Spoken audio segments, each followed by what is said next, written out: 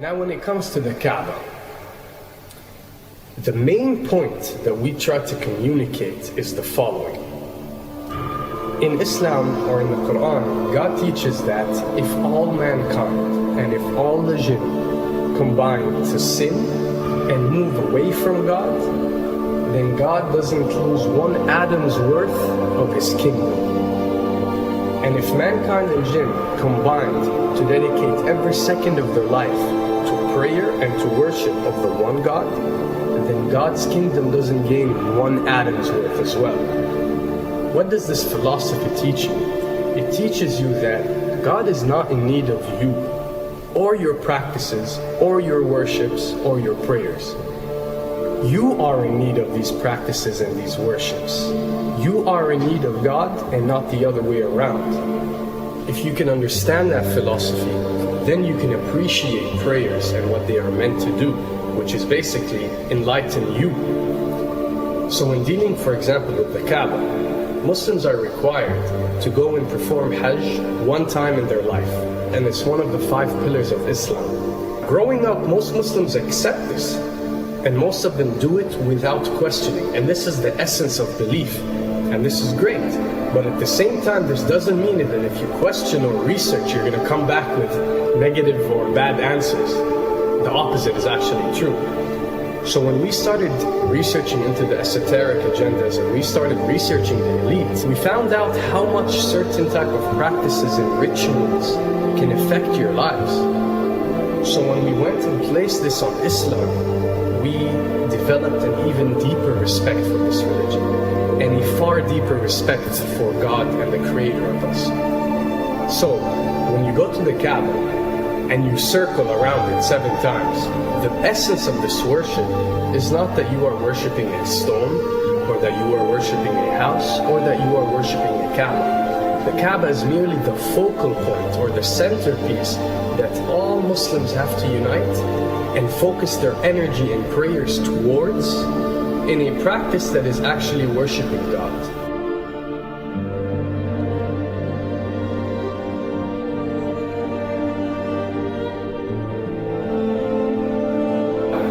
Now, going in circles counterclockwise does not break you away from time and space. But the fact that the energy of the Kaaba is the strongest energy on earth and it flows counterclockwise, by you flowing in correlation with this energy, you are uplifting yourself. You are reaching spiritual levels that you rarely do experience anywhere else on earth. And the fact that you got to do it 7 times, and we are taught that there are 7 skies or 7 samawat or 7 spiritual planes, then one can discover that each circle breaks you through a spiritual plane spiritually, so you can reach the ultimate state of wisdom and spirituality. Does this mean that only Muslims can reach this level? Does this mean that if you're not Muslim you give up or you reject this information? Not at all. In essence, any one of you, regardless of what your faith is, if you are dedicating your worship and your journey to the one and only Creator and not anything created, then you are on a righteous path.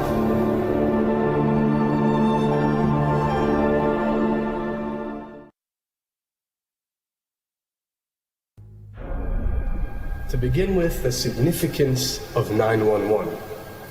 What you have to understand, and what we are trying to explain, is that when dealing with extra dimensions, or when dealing with beings from extra dimensions like jinn, for example, or when dealing with the Illuminati, or the elite, or people that follow a certain type of esoteric agendas, although me and you communicate through words and letters, they have chosen a different type of language.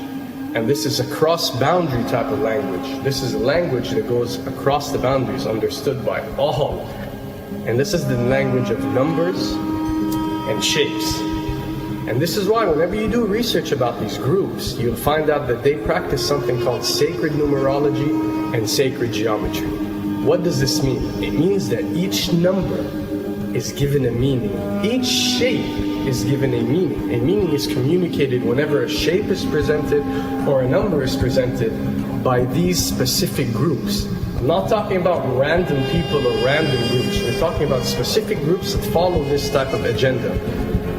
When numbers are used, it signifies a certain type of meaning. When shapes are used, the same is followed. So, in their definition, in a numerological sense, 10 is the Alpha and the Omega, or the God. 11 is a step above God. 101 is a step above God. 911 or 911 is the skipping of God. It is the ultimate challenge. It is going from number 9, which has a specific meaning, to number 11 without going through 10. It's skipping God. So it's no coincidence that this event that we call 911 today took place on 911. It is the ultimate challenge. So now that we understood what 911 means, what other practice do we do that deals with 911? Calling a number whenever you are in an emergency. Now, creating an institution that helps people whenever they are in need of help and whenever they are experiencing an emergency is fine. There's nothing against it. There's no religion, there's no logical person on earth that will tell you this is wrong. But when you understand how sinister these elite are and the way they work on a level that's way beyond what you think. So the fact that when you're experiencing an emergency or when you are in need of help, you have to pick up a phone and dial 911, which is the ultimate numerological definition of skipping God, then you'll understand how these people work.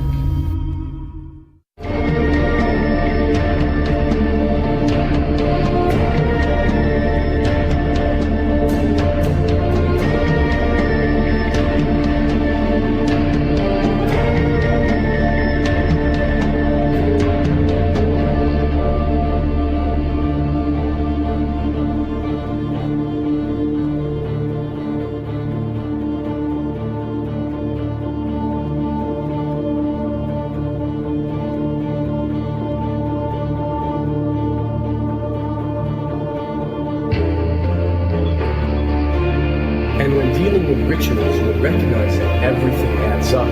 For something to be a ritual, everything has to be in place, everything has to be perfect.